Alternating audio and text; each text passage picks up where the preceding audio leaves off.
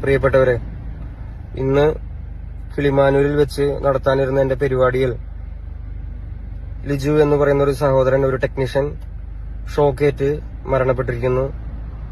അപ്പോ അങ്ങനെ ഒരു സാഹചര്യത്തില് ആ വേദിയിൽ വന്ന് എനിക്ക് നിങ്ങളുടെ മുന്നിൽ പാട്ട് പാടാൻ മാനസികമായിട്ടുള്ള ബുദ്ധിമുട്ടുണ്ട്.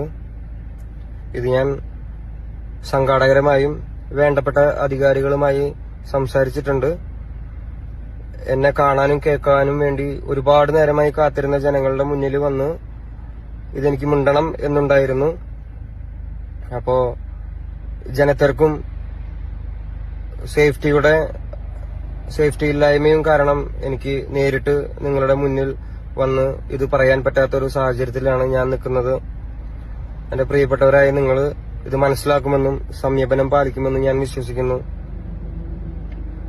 ഇതിനും വലിയൊരു വേദിയിൽ, ഇതിനും സുരക്ഷാ സംവിധാനത്തോടു കൂടി ഞാൻ നിങ്ങളുടെ മുന്നിൽ ഇനിയും വരും.